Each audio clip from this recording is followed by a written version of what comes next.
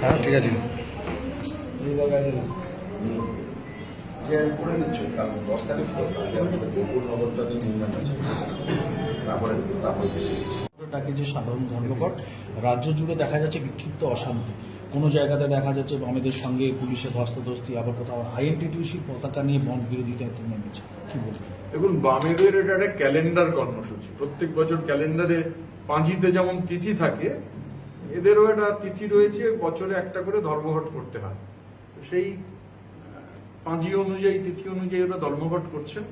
পশ্চিমবঙ্গে ধর্মঘটের কোনো প্রভাব নেই। এই তো আমি কলকাতা থেকে এলাম, জনজীবন সম্পূর্ণ স্বাভাবিক, প্রচুর মানুষ হচ্ছে যেন প্রতিদিন থাকেন। আমি ডানলপ মোড়ে দেখলাম, আমি উলুবেরিয়া বাজারে দেখলাম, গোটা রাস্তাটা জুড়েই, এবং রাজ্যের শিল্পাঞ্চলগুলো সমস্ত শ্রমিক শ্রমজীবী মানুষ কাজে গেছেন। বাংলার মাটিতে মাননীয় মুখ্যমন্ত্রী মমতা বন্দ্যোপাধ্যায়ের পরিষ্কার নির্দেশ হচ্ছে শিল্প বান্ধব এবং শ্রমিক বান্ধব পরিবেশ। আমরা মনে করি যে ধর্মঘট করে কোনো কিছুর কোনো সমাধান হয় না, ধর্মঘট কোনো কিছুর সমাধান নয়। আর ম্যান্ডেজ নষ্ট না হওয়াটা হচ্ছে আমাদের রাজ্যে মাননীয় মুখ্যমন্ত্রীর পরিষ্কার নির্দেশ। এই ধর্মঘটের কোনো প্রভাব বাংলায় নেই। ওদের ক্যালেন্ডার কর্মসূচি, আমরাও বুঝি, ওদের ক্যালেন্ডারে যেহেতু আছে করতে হয়, সেই জন্য ওরা করছেন।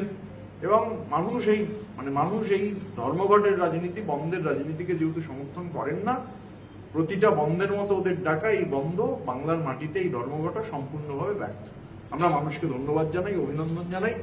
এই ধর্মঘটকে, এই কর্মনাশা যে ধর্মঘট, তাকে মানুষ ব্যর্থ করে দিয়েছেন। যে দাবিগুলো করেছে, আমি একটা কথা বলি, এখানে তো এটা আরো বেশি হবে। খুব ভালো আপনি প্রশ্ন করেছেন যে শ্রম কোড বাতিল করতে হবে। এবার শ্রম কোড হচ্ছে আমাদের দেশের 29টা শ্রম আইন বাতিল করে শ্রম কোড চালু হয়েছিল। বিজেপি শ্রম কোড চালু করেছিল সংখ্যার জোরে, কিন্তু শ্রম কোডটা ইমপ্লিমেন্ট কেন হয়নি তার কারণ হচ্ছে মমতা বন্দ্যোপাধ্যায়। শ্রম কোড ইমপ্লিমেন্ট হয়নি কেননা মমতা বন্দ্যোপাধ্যায় শ্রম কোডের বিরোধিতা করেছেন প্রথম দিন থেকে। আপনি যদি গভর্নমেন্ট দেখেন, খুঁজে দেখেন যে কার জন্য শ্রম কোড আজও দেশে ইমপ্লিমেন্টেড হচ্ছে না, মমতা বন্দ্যোপাধ্যায় বিরোধিতা করেছেন, মূল বিরোধিতা। এবার আমার প্রশ্ন হচ্ছে, কেরালায় লেফট ডেমোক্রেটিক গভর্নমেন্টের সরকার আছে, এলডিএফ, বামপন্থীদের সরকার, কংগ্রেসের সরকার রয়েছে কর্ণাটক সহ অন্যান্য জায়গায়। তো এরা রুলটা ফ্রেম করলেন কেন? 8 ঘন্টা কাজের বদলে 12 ঘন্টা হবে। কেরালার এলডিএফ সরকার বা কংগ্রেসের নেতৃত্বাধীন সরকার, তারা এগুলো সমর্থন করবেন, আর তারপর শ্রম কোড বাতিল করো বলে দাবি করবেন। বিরোধিতা যদি কেউ করে থাকে, সে শ্রম স্ট্যান্ডিং কমিটি থেকে, পার্লামেন্ট থেকে শুরু করে মাননীয় মুখ্যমন্ত্রীর নির্দেশে তিরুপতিতে কেন্দ্রীয় শ্রম সম্মেলনে রাজ্যের শ্রমমন্ত্রী পরিষ্কার জানিয়ে দিয়েছেন, যতক্ষণ মমতা বন্দ্যোপাধ্যায় রাজ্যে আছেন, যতক্ষণ তৃণমূলের সরকার আছে, আমরা এই শ্রম কোড মানব না। শ্রম কোডের বিরোধিতা একরকম জিনিস, আর শ্রম কোডের রুল ফ্রেম করবেন কেরালায়, রুল ফ্রেম করবেন কর্ণাটকে, তারপর ধর্মঘট করবেন। কিন্তু হিপোক্রেসি বলে এটাকে, স্ববিরোধিতা, দ্বিচারিতা। তো স্বাভাবিকভাবে মানুষের কাছে এটা পরিষ্কার, শ্রম কোড অবশ্যই বাতিল করতে হবে। বাতিল করতে গেলে আপনাদের রাজ্য সরকার শ্রম কোডের রুল ফ্রেম করলো কেন মমতা বন্দ্যোপাধ্যায় ফ্রেম করলেন না? কেন তিনি একা দাঁড়িয়ে রয়েছেন শ্রম কোড যাতে চালু না হয় তার বিরুদ্ধে?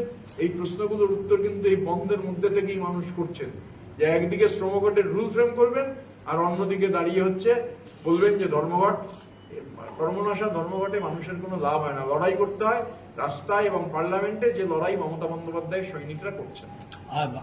শিল্পাঞ্চলকে তো সচল রাখতে হবে, কেননা দেখুন গুটি কয়েক লোক, আমি তো কলকাতার রাস্তা আসার সময়ও দেখেছি 15-20 জন মিলে রাস্তা অবরোধ করার চেষ্টা হচ্ছে। আমরা অবরোধের রাজনীতির বিরুদ্ধে। তৃণমূল কংগ্রেস কোথাও অবরোধ সমর্থন করে না, কোথাও কোনো অফিসে তালা লাগিয়ে দেওয়া সমর্থন করে না, ধ্বংসাত্মক আন্দোলন সমর্থন করে না। প্রয়োজনে 10 বার, 12 বার, 15 বার আলোচনা হবে। আপনারা দেখেছেন যেই হলদিয়া শিল্পাঞ্চলে কিভাবে অভিষেক বন্দ্যোপাধ্যায় সেই সমাবেশ করে যাওয়ার পর মমতা বন্দ্যোপাধ্যায়ের সরকার, সেই সরকারের শ্রম মন্ত্রক, আমরা তো বড় একটা সমাবেশ করেছিলাম, তারপর কতগুলো সিওডি হয়েছে, কোথাও 15 বার 16 বার পর্যন্ত আলোচনা হয়েছে। তারপর চার্টার অফ ডিমান্ড হয়েছে, 46-47টা চার্টার হয়েছে, মাত্র 2টো কলকাতায় করতে হয়েছে, বাকি সবগুলো এখানে হয়েছে। আলোচনার মধ্যে দিয়ে কোনো সমস্যার সমাধান হতে পারে না এমন নয়, ডায়লগই হচ্ছে শেষ কথা।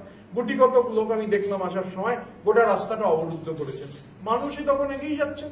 যে না এগুলো চলবে না, জনজীবন বিপর্যস্ত করা যাবে না। আবারও আমি বলছি, সব থেকে হাসির ব্যাপার হচ্ছে সিআইটিইউ কে জিজ্ঞাসা করুন আর আইএনটিইউসি কে জিজ্ঞাসা করুন যে কেরালা আর কর্ণাটকের সরকার রুল ফ্রেম করবে লেবার কোডের, আর তারপরে বলবো শ্রম কোড মানি না। মানে কি বলবো আর কি, এই দ্বিচারিতা, এই হিপোক্রেসি কেন?